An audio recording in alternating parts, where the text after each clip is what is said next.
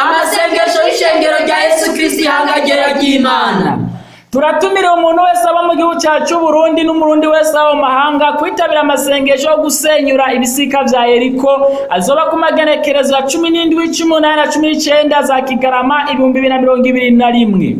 Dutumiriye muri amasengesho abizera Yesu Kristo bose kuba umwami n'umukiza wabo tutaravye aho binjirira ku munsi w'isabato cyaye ku munsi w'Imana. Umwe wese ashira hasi na gishengero aja gusengeramo kugira ngo yitaba kakamo kamwe mu yera. Dutumiye kandi n'abarongozi b'igihugu cyacu cy'u Burundi, abasirikare, abapolisi, ugwaruka rwose, abakozi ba leta n'abikorera utwabo. Abawe kuzomara iyi minsi 3 yose atawuriye kandi atawunyoye ikintu na kimwe bariyizi kandi bazobikora uko. Abandi bose bazomara iyi minsi biyiriza mu kwima ibifungurwa byo mu gatondo na saa sita bafungura ku mugoroba. Abagwaye baremvye bazokora amasengesho bafungura. Abasabwa kwifatanya natwe muri amasengesho yo kwitanga bakamara iyi minsi 3 n'abafise imitwaro ikurikira: abashaka agakiza gashitse, abashaka gukira indwara zabaye kwa karonda, abashaka kubohoka ibyaho n'imigozi ya satani, abashaka kubaka izabo ngo bagire ingo, abashaka urubyaro kugira ngo baheke nk'abandi, abashaka uburinzi bwo mu bihe bigoye,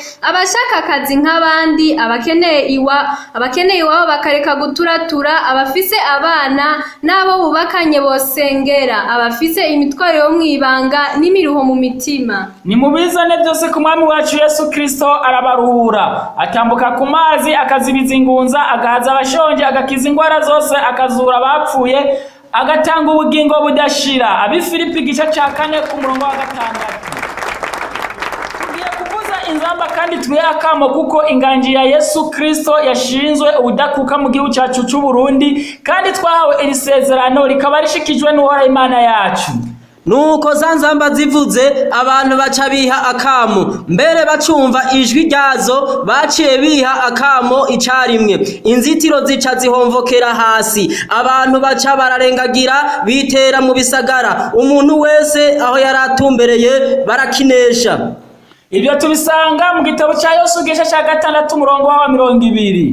Imisi yose tuzora dutanguza amasengesho indirimbo ya 88 ivuga ngo yanyishuriye ya myenda yose, hamwe n'indirimbo y'ijana 46 ivuga ngo izina ry'umwami wacu Yesu niryo ryo kuremesha. Intsinzi y'isenyuka z'inzitiro za Yeriko dushimora Imana mu izina rya Yesu Kristo, twibukanye amasezerano twahawe, dukore isangira ryera, tujane ishikano ryacu gufasha abagowe n'abapfunzwe, imfuvyi n'abapfakazi, abagendana ubumuga n'abageze mu zabukuru. Umwami wacu Yesu Kristo yama